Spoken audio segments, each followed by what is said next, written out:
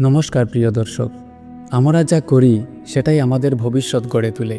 কর্ম অনুযায়ী আমাদের আগামী জন্ম নির্ধারিত হয়। এটাই হিন্দু ধর্মের চরম সত্য। ভিডিওটি মনোযোগ দিয়ে শেষ পর্যন্ত দেখবেন। ধর্মগ্রন্থসমূহে পুনর্জন্ম বা জন্মান্তরের ধারণা অত্যন্ত গুরুত্বপূর্ণ। গরুড় পুরাণ হিন্দু ধর্মের 18টি মহাপুরাণের মধ্যে একটি, যেখানে মৃত্যুর পর আত্মার যাত্রা, কর্মের প্রভাব এবং ভবিষ্যৎ পুনর্জন্ম সম্পর্কে স্পষ্ট ও বিশদ ব্যাখ্যা পাওয়া যায়। এই পুরাণে বলা হয়েছে, যেমন কর্ম তেমন ফল, যেমন কর্ম তেমন পরবর্তী জন্ম। অর্থাৎ মানুষের বর্তমান জন্মের কার্যকলাপই নির্ধারণ করে তার ভবিষ্যতের জন্মের প্রকৃতি। গরুড় পুরাণ অনুযায়ী প্রতিটি জীব তার কর্মের দ্বারাই আবদ্ধ থাকে এই পৃথিবীর বন্ধনে। সৎকর্ম মানুষকে ঊর্ধ্বলোকে নিয়ে যায়, আর পাপকর্ম মানুষকে অধপাতে ঠেলে দেয়। এমনকি মৃত্যুর পরেও আত্মা কর্মফল অনুযায়ী যমের কাছে বিচার পায়। গরুড় পুরাণে বলা হয়েছে, যে যেমন কর্ম করে সে তেমনই গতি লাভ করে। এখানে গতি বলতে বোঝানো হয়েছে পরবর্তী গন্তব্য। তা হতে পারে স্বর্গ, নরক অথবা পুনর্জন্ম। পাপ ও পুনর্জন্ম হারের চক্র। যেসব আত্মা পাপ করেছে, যারা অন্যায় করেছে, তারা মৃত্যুর পর যমলোকে গিয়ে বিভিন্ন যন্ত্রণা ভোগ করে।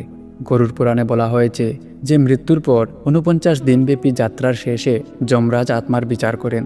পাপের পরিমাণ অনুযায়ী আত্মাকে নরকে পাঠানো হয়। সেখানে নির্দিষ্ট সময় পর্যন্ত যন্ত্রণা ভোগ করতে হয়। এরপর সেই আত্মা আবারও জন্ম নেয়, তবে এই জন্ম হয় তার পূর্বজন্মের কর্ম অনুযায়ী। পাপী আত্মার জন্ম হতে পারে পশুরূপে, যেমন কুকুর, শূকর, গাধা, অন্ধ, বুবা বা বিকলাঙ্গ মানব রূপে, দরিদ্র বা রোগাক্রান্ত রূপে।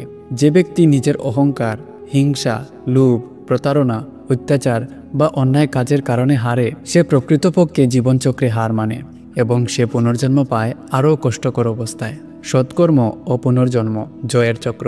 যে ব্যক্তি সত্য, ন্যায়, ধর্ম ও পরোপকারের পথে চলে, সে গরুড় পুরাণ অনুযায়ী মৃত্যুর পর যমরাজের বিচার সভায় প্রশংসা পায়। তার আত্মা যমদূতের পরিবর্তে দেবদূতের দ্বারা গ্রহণ করা হয় এবং তাকে নিয়ে যাওয়া হয় স্বর্গে বা পুণ্যলোকের দিকে। তবে পুণ্য শেষ হলে তাকেও আবার জন্ম নিতে হয়, কিন্তু তার সেই জন্ম হয় অনেক উন্নত জীবনরূপে, যেমন ধর্মপরায়ণ ব্রাহ্মণ পরিবারে, রাজবংশে, ধনবান বা সম্মানিত পরিবারের সন্তান হিসেবে। এই রূপে জন্ম নিয়ে সে আরও সৎকর্ম করে আত্মার উন্নতি সাধন করে। এটি হচ্ছে এক বিজয়ী আত্মার পুনর্জন্ম চক্র।